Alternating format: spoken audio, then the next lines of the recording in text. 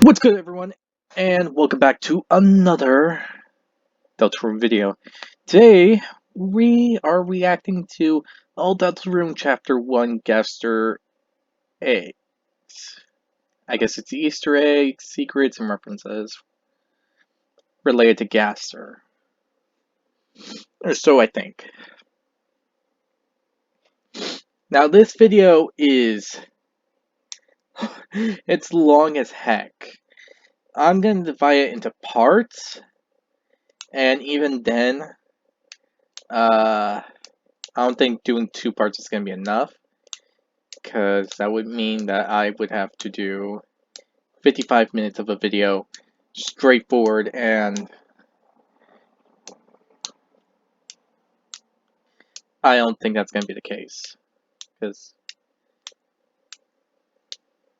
I don't think I can do 55 minutes, because in all honesty, I want to keep suspense going, and doing it all flat out would be, like, monstrous and all that, so I'm going to divide it into, let's see, let's say 4 parts. 2 parts will be 30 minutes, 2 parts will be 25 minutes of said video, and all that. I say it's a good idea, because I'm not too sure anyone would like to see a 55-minute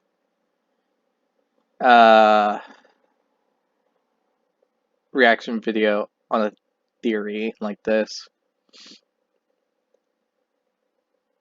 And that's just counting only what we're watching, and not counting the parts that I would potentially pause or make commentary about or anything else. So it might be good to do it this way. Now, with this said, I hope you all enjoyed this video. If you do, be sure to hit the like button down below, hit the subscribe button, hit the notification button, and leave a comment down below saying what you want me to react to next. New videos are coming up this week, and if you don't want to miss them, better hit that notification button. Oh wait, I was talking about commentary. My bad. Anyway, yeah, in the comment section below, you know what to do. I will do all that. And the link to this video will be down in the description below. So, if you want to see this video uninterrupted, not put into parts and all that, then be sure to check it out. Give the original creators to this video for reacting to some love and support. So hit the like on this video, hit the subscribe button, and all that stuff. With that said, let's get on into the video. And if you have anything to say about this video, be sure to leave it down in the comment section as well. So, that said, let's get on into the video, shall we?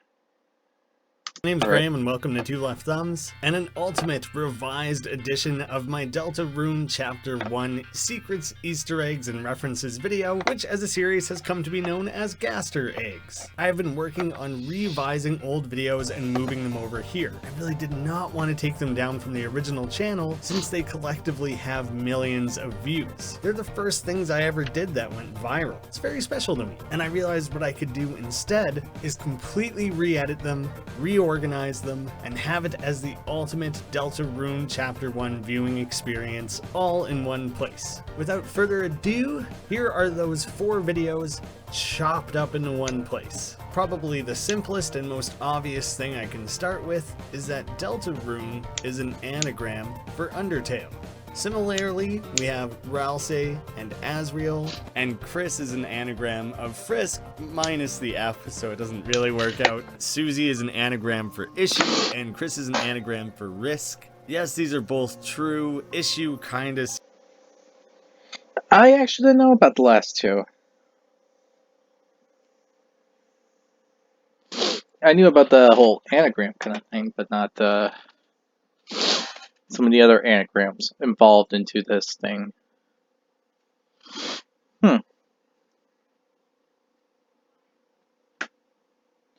That's actually really cleverly put. Gotta give him credit for that. Gotta give him credit for that. Seems like maybe sorta kinda a thing, but if you ask me, they're just coincidence words. One could say that perhaps issue and risk are unrelated. But hey, I certainly don't want to stop people from speculating. I wouldn't put it past Toby to make every single name in the game an anagram. So maybe issue and risk do become important in Chapter 2, we'll have to wait and see. Mostly I just wanted the on-screen joke of the fact that Deltarune and Undertale share their letters with, several specific words and phrases. Yeah, there's some weird ones in there. Wait, what? Not dealer, Ant, Elder, Luna Trade, Ant Delora? Noodler? What? I don't think you need to add the last one to this. Also, it is just kind of interesting that Chris, specifically spelt this way, is the name for a specific type of knife, which at the very end of the game obviously plays a fairly important role. That could be another just coincidental thing, though. Once you have one completed file, the background changes to the three heroes standing in front of the fountain. As far as I know, there's no special interactions when you create a specific vessel, but there are a few interesting dialogue alternates you can get when you choose specific names for the vessel and the creator. So there's quite a few names in this opening section that can give you a special bit of dialogue. Specifically, I'm punching in Susie right now, but if you do Susie, Chris, Noelle, Toriel, Azriel, Asgore, Sans, Papyrus, Alphys, Undyne, Rudy, Birdly, Caddy, Braddy, Gerson, Jockington, or QC, then you do end up getting the exact same prompt. An interesting coincidence. And that's all it is. It just... Okay, what about Frisk? Or Chara? Or even Gaster? What would happen then? Acknowledges the fact that you picked a name that exists within the game. If you were to do the vessel name as anything else and the creator name as one of those, it would give you a similar prompt. And if you name them both the same thing, of course. Of course. Of course. Of course they are the same. Just a little bit of extra flavor text there. So for this example, I made the vessel Chris and the creator Susie. You're about to meet someone very, very wonderful. That actually happens when you make the creator Susie. That's actually an interesting thing of dialogue just to put into this.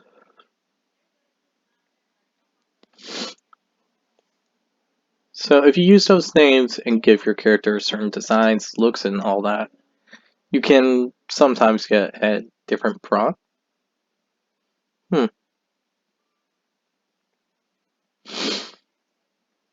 That's a curious thing to say.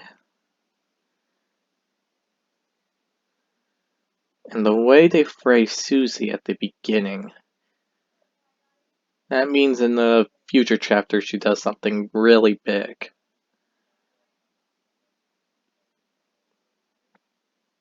But that's just me speculating. So, can't really say if that's true or not. Susie, Chris, it does not work for Ralsei. But the interesting thing is it does work for Noelle. It's those three characters, Susie, Chris, and Noelle. So maybe Ralsei is the interesting character they're about to meet, but there is no Noelle in the Dark World. I don't know, there's a lot of questions there. This is a little bit of a fake out play on very, very interesting. Seen in Gaster's lab entry number 17, a well-known, well-hidden secret in Undertale. Two more that are slightly more interesting. If you name Gaster. the character Gaster, then the game restarts, it goes back to the intro cutscene again, you have to redo everything. If you name the creator Gaster, the game just straight up crashes. You have to actually go back into your files and reopen the game altogether. The exe file name changes as you're playing the game, goes through the dark, the return, the death, and after you complete the game, it just becomes Deltarune. This one is a little on the nose, but the literal Deltarune is returning from Undertale. Huh. These are some interesting details to know. And the way the game acted. Meaning Gaster must have did something similar to what he did in Undertale. That or the Gaster here fused with the Gaster of Undertale. Maybe. Or maybe the Deltarune Gaster is its own Gaster and all that, so... that's really confusing for crying out loud.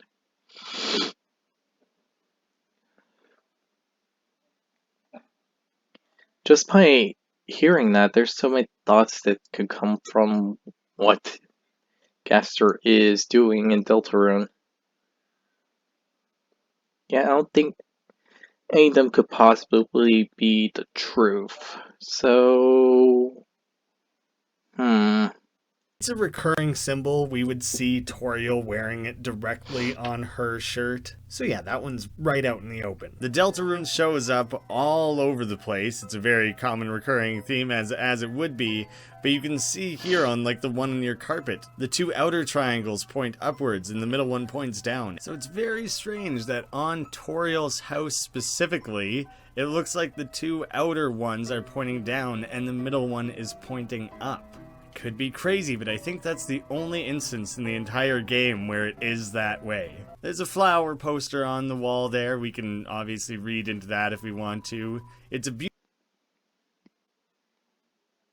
I guess you could say that coincidentally, Flowey is a mental beautiful day outside. In Undertale, that's pretty ominous because it's what Sans says to you in the genocide run right before the boss fight. I don't know if I think Asgore said the same thing, so not just a Sans thing.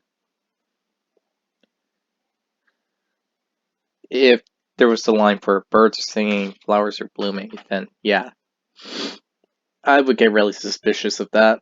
this is one of the random chance type events. Some people have suggested it's tied to the save file slot you use, but the contents of Asriel's drawer actually changes. The drawer is mostly empty except for a school cross-country shirt with a tear in it. Then if you check it a second time, there's nothing useful in this drawer. The drawer is mostly empty except for a coupon book. Every coupon is for half off a large pizza. All the coupons expired before the book's print date. Just splendidly useful. And there's a third option that I don't have footage for.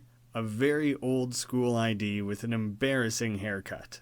There is one more absolutely hilarious, amazing thing in this bedroom that I cannot believe no one pointed out to me before. Thank you to Toby. one lone commenter who seems to have found this. Either it was that obvious or that subtle, but it's so good. The mirror upstairs, it says, "It's only you." When checked in Undertale, it exclaims, "It's you." If you decide to call your home phone when you're standing directly beside it, it rings, the phone is ringing, but you can't get it. You're already on the phone after all. There's kind of an endless logic loop happening there.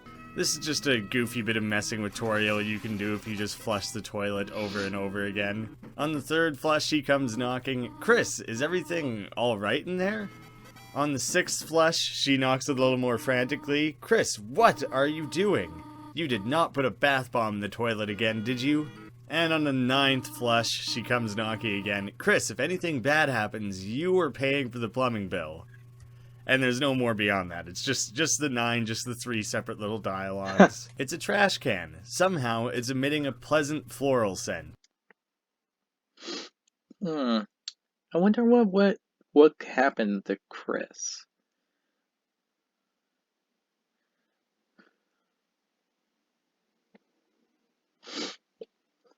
Because the way everyone talks about Chris and the past and all that, he was totally different than how we're acting with him. So I believe an accident happened and that led to us, the player, entering Deltarune.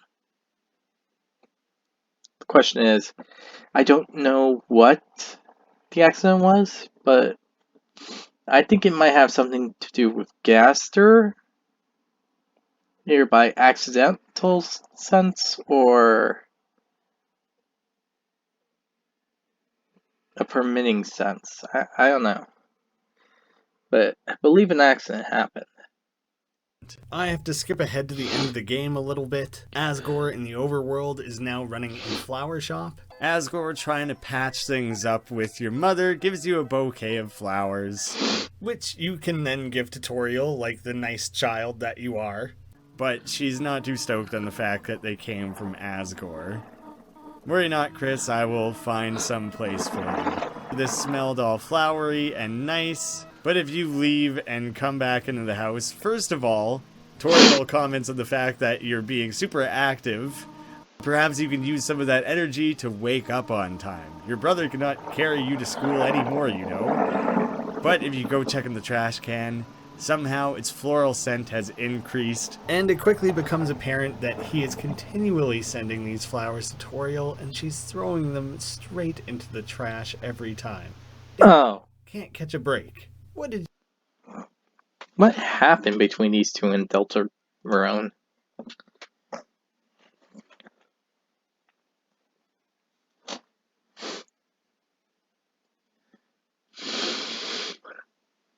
Because it seems like Asgore wants to make things work, but Toriel flat out refuses, like her Undertale counterpart.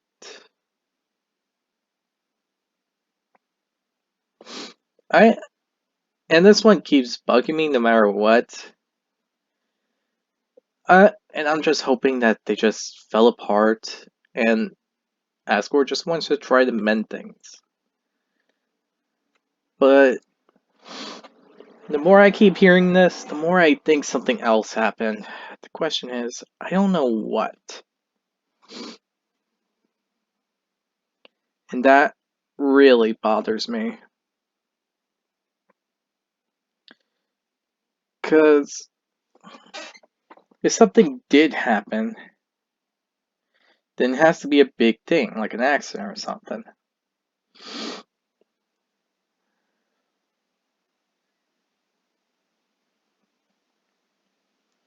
But yet, this is honestly making me worry. What did you do, Asgore? Killing all the humans again, are you?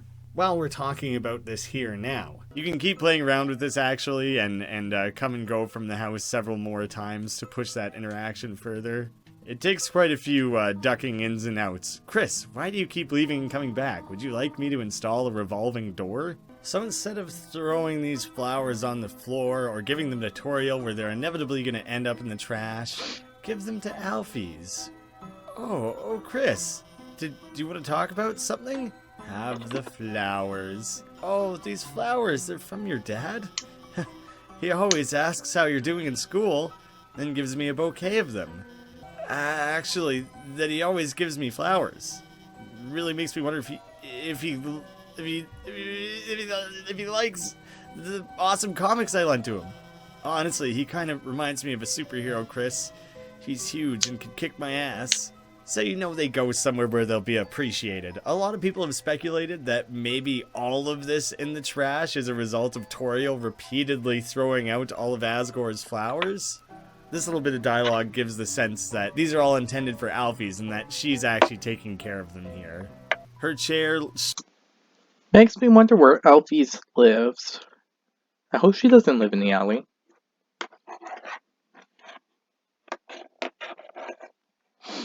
I also hope that her and Undyne can actually form a relationship here.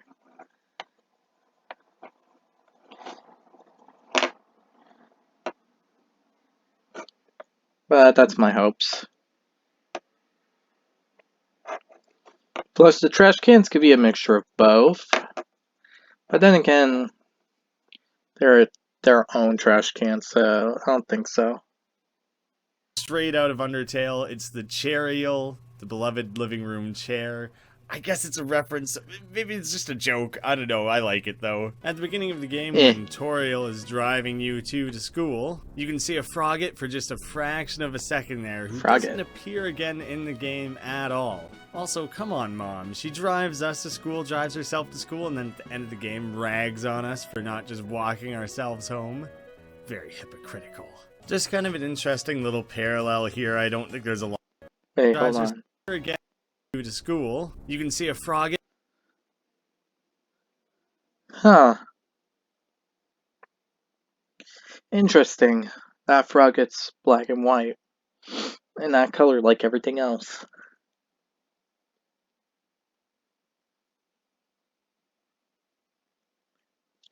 That's suspicious. There's something up with that frog. Anyway. Kind of an interesting little parallel here. I don't think there's a lot to read into, but it is interesting that in the overworld, when you're trying to make your group, you cannot pair off. It's no longer an option. Your only option is to join up in a group of 3. And then later on down in the dark world, your only option is to make a group of 3. Pretty on the nose, but kind of an interesting little thing that occurred. On the wall here, we have, looks like motivational quotes from various literature. Try your best, Astral Wolf, even in your darkest hour. That one seems to be from a video game. I thought that maybe Astral Wolf was a joke about Star Fox, but people have said that it's lifted from Okami. I could be wrong and it might be totally made up. I couldn't find the exact quote.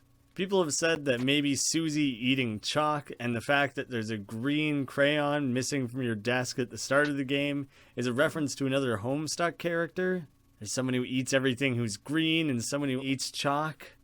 These could just be weird coincidences, but who knows? Toby did a lot of work on Homestuck. It wouldn't be that big of a stretch. Are you ready?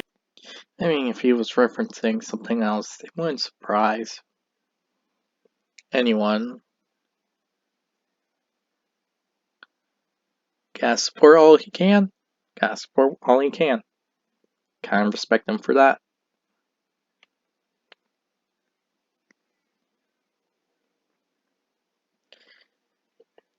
Are you ready for the Sadie Hawkman's dance? Weird thing to say, but alright. Alright. Weird thing to pose, weird thing to notice, but you got a dance coming up. Might mean another dark world. Who knows? But it might be possible. Ready for the Sadie Hawkman's dance? I don't think this is super common or well known anymore these days, but Sadie Hawkins dances are ones where the girls invite the boys.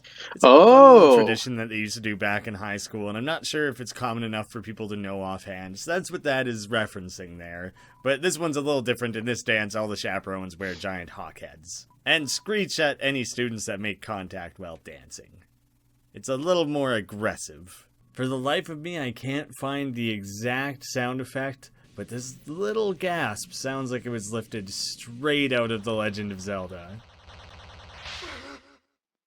This one is more of just, I think, a convenience for players who have played the game more than once. It's only accessible if you've already beaten the game, but it does kind of have some interesting story implications. It's your bed. If you go back to sleep, you may miss a lot of important things. They make sure to highlight that. Will you go to bed? Sleep. For some reason, you decided to go back to sleep. But when you opened your eyes, boom! It cuts all the way ahead to when you're actually already in the dark world. So all that stuff in the morning with Toriel, the school, everything gets skipped. That's crazy.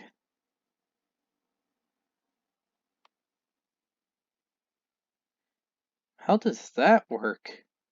Does that mean that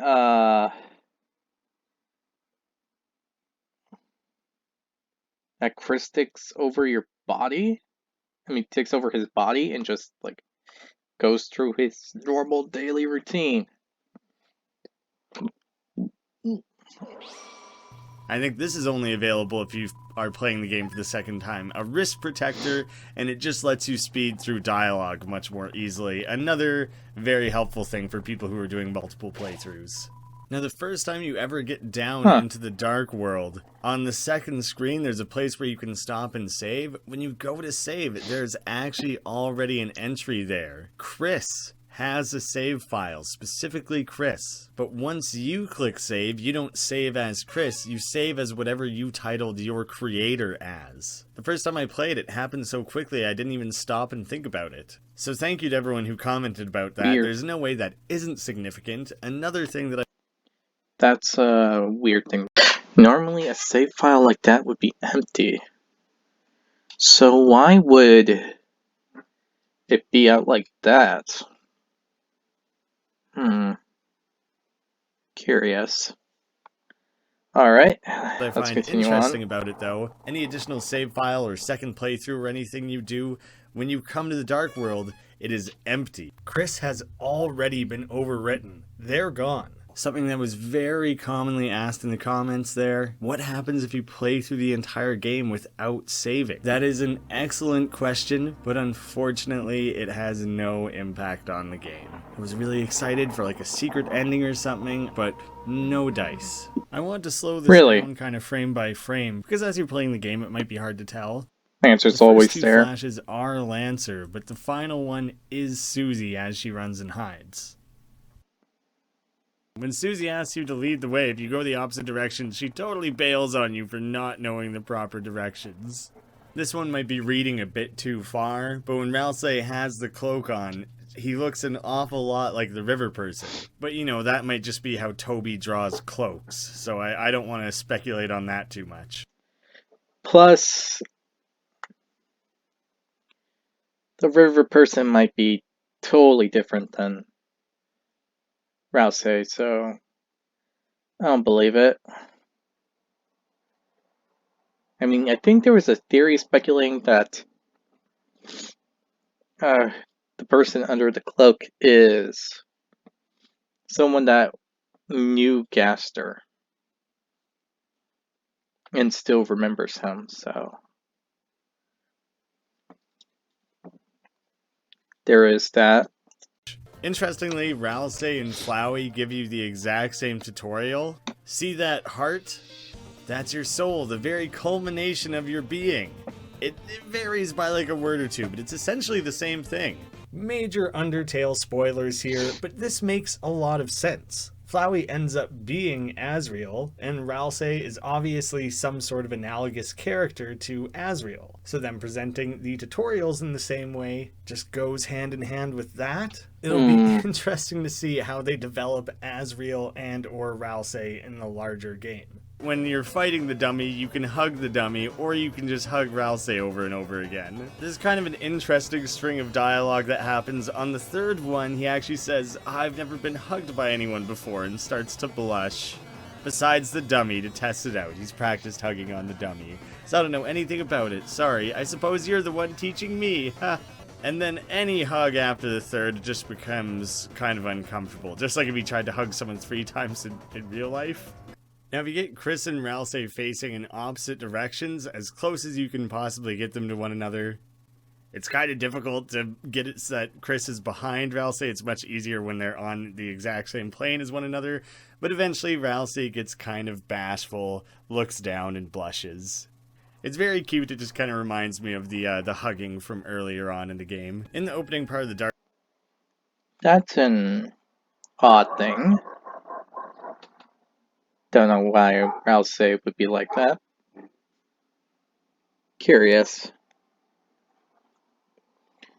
Oh yeah, glow Dark shard. World, there's this hole in the wall that has the glow shard. During the tutorial, you can insist that Ralsei teaches you how to use items. All he has to say is, you use them and something happens. Is that sufficient?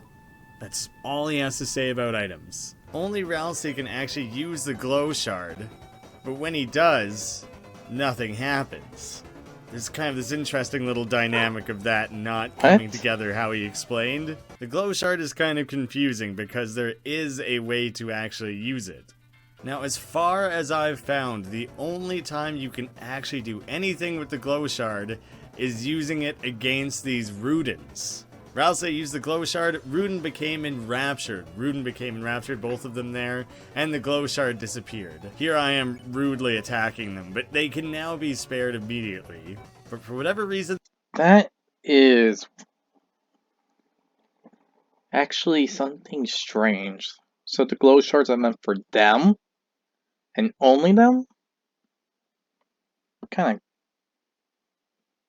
of a little annoyed on that one, to be honest. That whole thing's a ripoff. If it only works on one opponent, does that mean it matches its element? That there's certain items that affects certain beings that you fight and they just automatically put them on mercy? Huh. That'd be That is the interesting. only thing you can do with that item. Another item that doesn't really appear to have a lot of use is the manual. You can use it against certain enemies and they get bored and fall asleep, but the main use seems to be against this Clover mini-boss. Clover grew close. Chris reads the manual. Clover became sentimental. Aw, he made that so caring. Isn't it a bit boring? It's so cute. I want it. That dialogue all makes sense in the current context of the game, but it makes even more sense when you know that in the game files, you could originally open up the manual and flip through it. Here are some of the pages from that manual. You can see it's very homemade. It is quite adorable. And so you can imagine that that specific bit... Oh. Huh. Yeah, I can see why they would actually say those comments about the manual. Well detailed. Dobby, you put a dog in the menu. How hilarious of you. Drawing is nice though. Of dialogue, while still making sense now, would have even more to it if viewing the manual did still exist in the game. Whenever you use the glow shard, it does say, but nothing happened. This could maybe be a reference to Ness in Earthbound using the credit card and nothing happens, or possibly even Magikarp using Splash and nothing happens. Doesn't necessarily... Probably Ness. It's probably leaning towards the Ness. Because Toby made that one game involving Ness and his friends.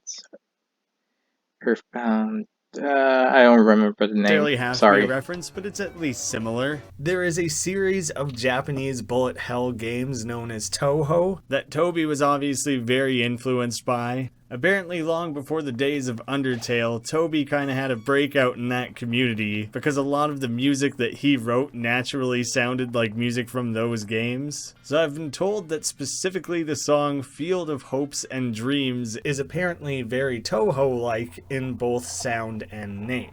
And even when you first walk into the area, the way that the song name scrolls onto the screen feels like it was lifted right from those games. So there's obviously some deep inspirations there. Thank you to Maria for laying that one out for me. Not so much Easter eggs or secrets, but there's a lot of goofy ways you can mess around with this puzzle. Since neither of these two will help, you just have to push the boxes onto the buttons. If you push a box on and back off... Chris, I don't think that's... great job, Chris. I think you're on to something. If you push a box on, and then you yourself take the place of the second box. Chris, you can't solve it by stepping on the switch. You aren't a box. Chris, don't listen to him. You can be a box. I was a box for Halloween once. Just a box? Well, it's not like I can dress up as a goddamn monster. Fair point to Susie. She wins that argument, kind of. I think I did that. I kinda reviewed the gameplay I did because I'm pretty sure I did that way, and I got that comment. So, kind of feel proud of being able to do that without knowing. Nah, I'm not. I'm joking right there.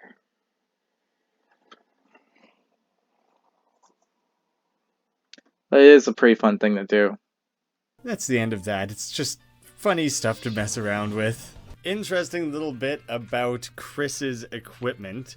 He starts with the wood blade, a wooden practice blade with a carbon reinforced core. When you're in the above world, Chris walks around holding a pencil. So a carbon reinforced core is like the graphite on the inside of a pencil. But you can also purchase the spooky sword, a black and orange sword with a bat hilt, much cooler. But at the end of the game, it actually affects what your overworld item is.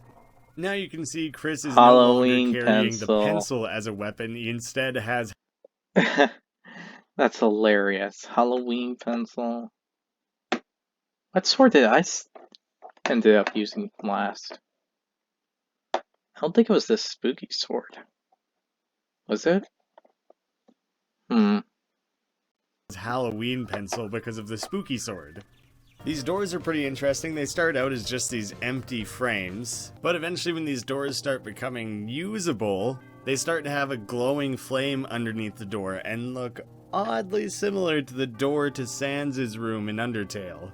Now this goes into some big new theory now that Sans is the only one who exists across these two universes, and he uses these doors to teleport all over the place across time and space. Pretty cool little tie-in there. Kind of an interesting little thing when they fix... Well, Sans might have one. It could also be a thing related to Gaster as well, considering the fact that Gaster also has time-space altering abilities, but his are more superior to Sans. So it wouldn't be all that strange to say that Gaster is in Deltarune and is actually manipulating the doors to a degree. For what reason, I don't know. Because Gaster is a mysterious person, so I guess he wants to see all the possibilities, maybe? It's a possibility. the teleportation door, the horse now appears in front of us, even though we just saw him a few screens before. You go back, he's not here anymore, so I guess the implication there is that he teleported there ahead of you. When you go to the Smith Malleus, he can fix all sorts of things, one of which is the broken piece of cake that we got much earlier. It is now the top cake. Top cake itself is a pretty strong item, heals 160 HP to the whole team. But that door to the field is now available and we can backtrack a little bit. It's a bit of a walk back, but you can take it all the way back to the top chef instead of using it at the end battle or wherever you choose. My friend, share in my riches, I have many worse cakes I do not want. If you're not carrying a cake, come here and I'll give you one, forever. You traded the top cake for the spin cake. Now I'm gonna continue to spin and cry, spin and cry. So it's only half as good as the top cake is, but if you ever use it, you can just come back to Top Chef and he'll give you another one. At this stage, when we see Susie and Lancer just chilling out in their beach chairs... Okay, the cake thing, that was just weird.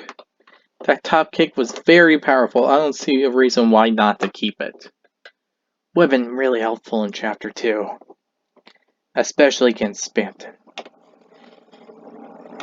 Especially against Spamton. Guy's a jerk. Especially in,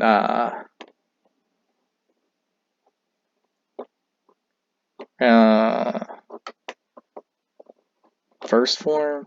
I mean, no. If you go Snowgrave route. It would be strange to say that that's any sort of reference, but the chairs themselves and their very relaxed arms up poses are pretty well completely identical to an old video from the Kickstarter of the original Undertale. Papyrus is there rambling, explaining the different reward tiers for the Kickstarter, and Sans is just there kicking back, relaxing in his chair.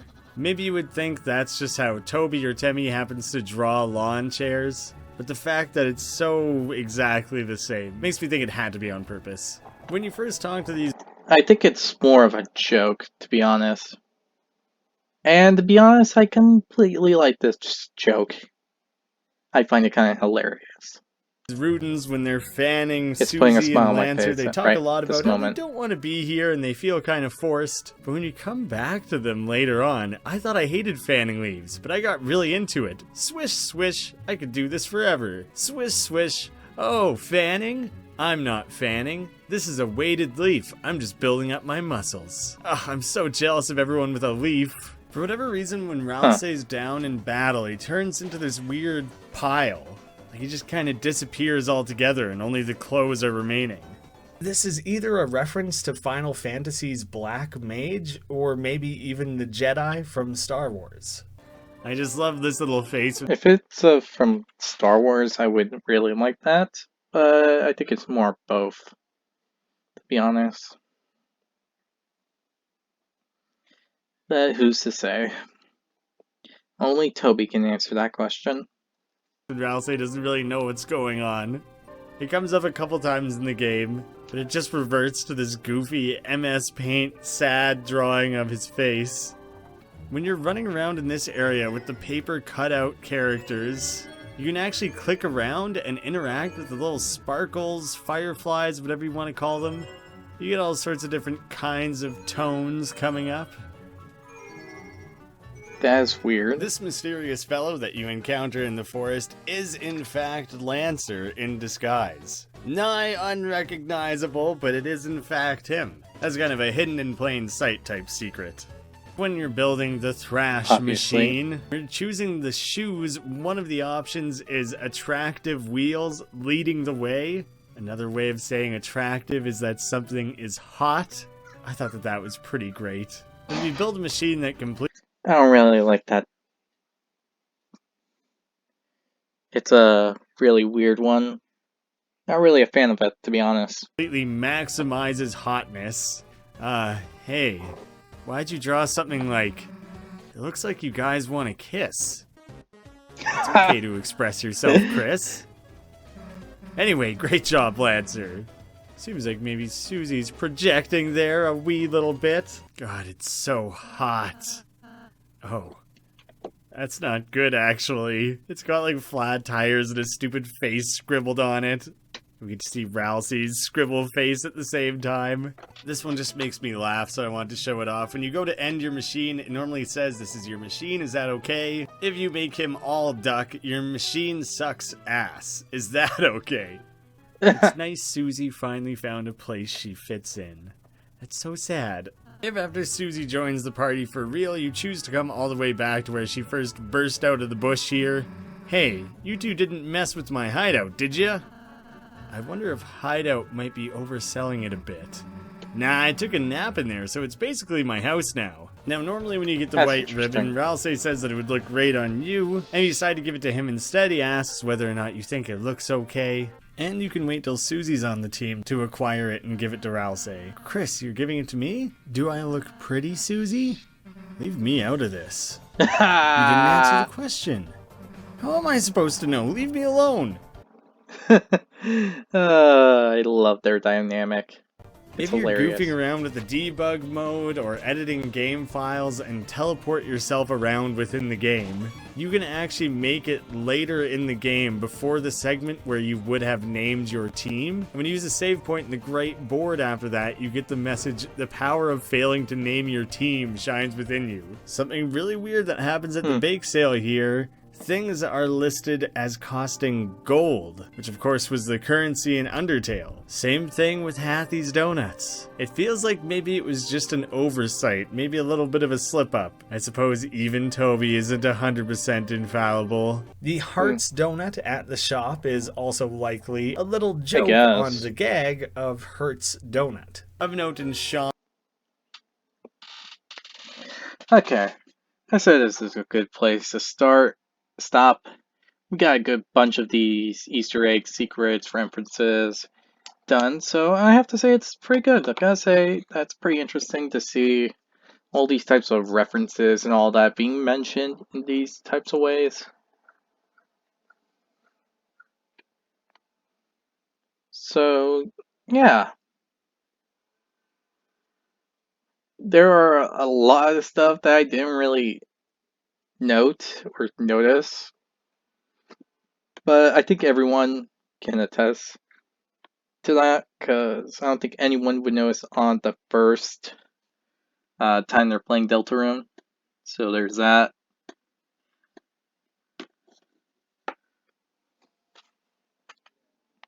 I have to say though that this is an interesting thing to go through, but yeah. I'm kind of curious what the other Easter egg secrets and references are going to be like. And tell me your favorite reference, Easter egg, secret that you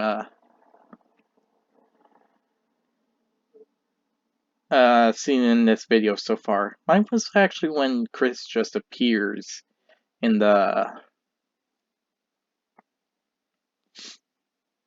in the dark world after going into his bed. So I find that really strange and coincidental and all that. So yeah, if you enjoy this video, be sure to hit the like button down below. Hit the subscribe button to support the channel, support the content provided, and so on and so forth. Hit the notification button to be notified immediately when a new video comes out.